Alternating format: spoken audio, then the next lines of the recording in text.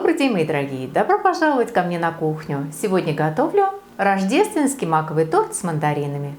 Торт получается очень вкусным, очень сочным, очень нежным и каким-то по-особенному, по-домашнему, по-рождественски уютным. Да и готовится он совершенно несложно. Давайте приготовим.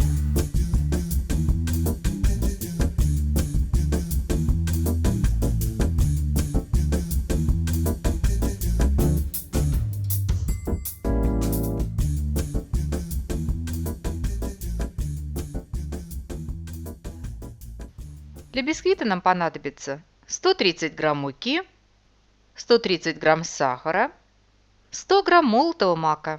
Сухой мак я размолола в кофемолке. 4 крупных куриных яйца, 40 мл воды, 30 мл растительного масла без вкуса и запаха, 6 грамм разрыхлителя для теста и буквально щепотка соли. В муку всыпаем разрыхлитель для теста. Тщательно размешиваем, а затем просеиваем. Всыпаем молотый мак и еще раз все хорошо размешиваем до однородной массы. Готовить бисквит я буду без разделения яиц на белки и желтки. Для этого в чашу миксера разбиваем 4 яйца, всыпаем щепотку соли и сначала взбиваем без сахара. Затем постепенно добавляем сахар и взбиваем в легкую воздушную массу. Взбиваем очень тщательно, продолжительное время, до такого состояния, чтобы яичная масса стала настолько плотной, чтобы ей можно было рисовать. То есть след, оставленный на поверхности, оставался бы видимым, не стекался в течение нескольких секунд. И только после этого добавляем в тесто мучную смесь. Замешиваем бисквитное тесто точно так же, как мы замешиваем классическое бисквитное тесто, аккуратными складывающими движениями, двигаясь лопаточкой снизу вверх.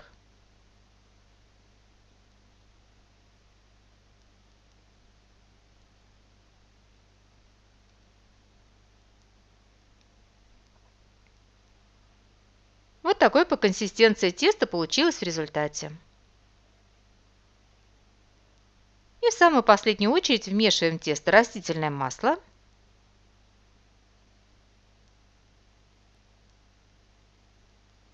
и горячую воду. Воду нагреваем практически до кипения. Выпекать бисквит я буду в разъемной форме для тортов диаметром 24 см. Низ формы я застелила бумагой для выпечки, борта ничем не смазывала. Выливаем тесто. Форму можно несколько раз прокрутить, для того, чтобы бисквит получился ровным. Выпекаем бисквит предварительно разогретой до 170-180 градусов Цельсия духовки примерно 35-40 минут. Готовность бисквита определяем либо легким надавливанием на середину, палец не должен проваливаться, либо при помощи деревянной палочки. Она должна выходить чистой, без следов теста.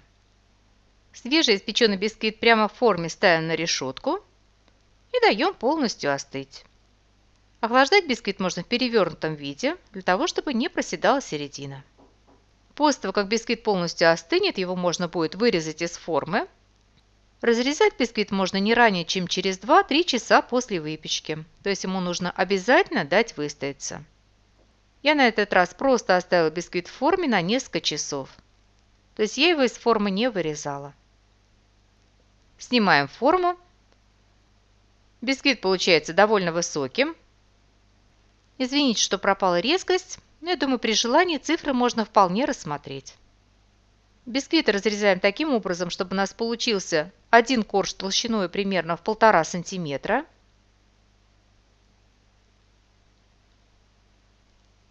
А второй корж выравниваем по толщине и срезаем с него тонкую корочку. Для начинки нам понадобится примерно 400 грамм мандаринов, нам понадобится 200 грамм уже очищенных мандаринов и 1-2 мандарина для украшения торта. 300-400 мл жирных сливок для взбивания. Я обычно беру 35% сливки. Я брала 400 мл сливок, но если вам нравится, чтобы верхний слой был немного посуше, возьмите их чуть меньше. 250 мл молока, одно небольшое куриное яйцо, 75 грамм сахара, 40 грамм муки или крахмала, 50 грамм сливочного масла, 40 грамм сахарной пудры и чайная ложка ванильного экстракта или пакетик ванильного сахара. Для заварного крема слегка взбиваем яйцо с половиной всего необходимого по рецепту сахара, всыпаем муку, размешиваем.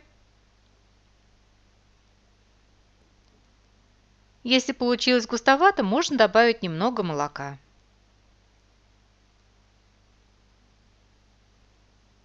Все оставшееся молоко переливаем в кастрюльку. Сюда же кладем оставшийся сахар. Если будете использовать не ванильный экстракт, а ванильный сахар, положите и ванильный сахар. Ставим на плиту и доводим до кипения. Тонкой струйкой при постоянном размешивании вливаем горячее молоко в яичную массу. Молочную смесь переливаем обратно в кастрюлю. Ставим на плиту и при постоянном интенсивном помешивании прогреваем до загустения.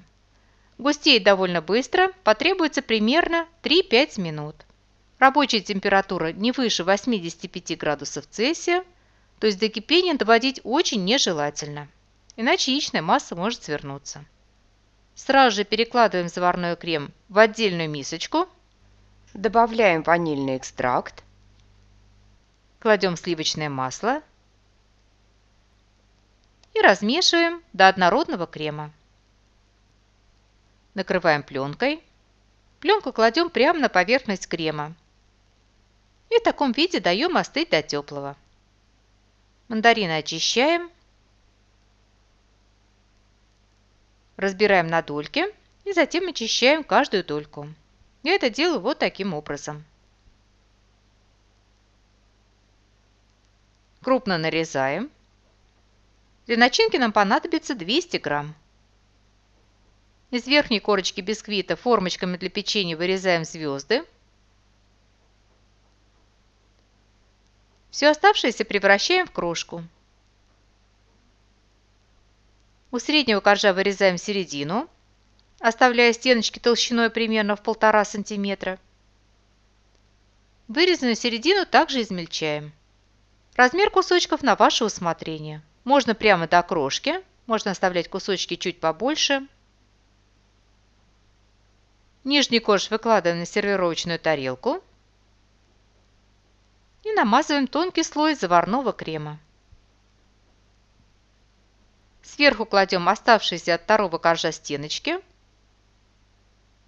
В оставшийся заварной крем выкладываем подготовленные ранее мандарины и размешиваем. Очень интенсивно не размешивайте, поскольку мандарины могут дать сок. Достаточно просто слегка размешать.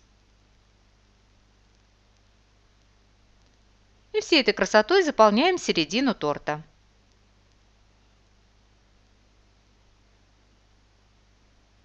Разравниваем. Устанавливаем либо кондитерское кольцо, либо ту форму, в которой вы пекли корж. Достаем из холодильника жирные сливки. Для того, чтобы сливки охотно и легко взбились, они должны быть обязательно жирными и обязательно холодными. Поэтому до того момента, когда вы начнете работать со сливками, они обязательно должны быть в холодильнике. Очень желательно охладить еще и емкость, в которую вы будете взбивать сливки, и лопасти миксера. Всыпаем сахарную пудру и взбиваем до устойчивого состояния. Смешиваем сливки с бисквитной крошкой. В рецепте я указываю 300-400 мл сливок. Я брала 400 мл. Но если вам нравится, чтобы верхний слой торта был более плотным, возьмите сливок немного меньше. Размешиваем и выкладываем сверху. Лопаточкой придаем нашему торту куполообразную форму. Снимаем кольцо. Украшаем торт бисквитными звездами и дольками мандарина. Ставим торт на несколько часов в холодильник для того, чтобы он хорошо пропитался. И наш торт готов.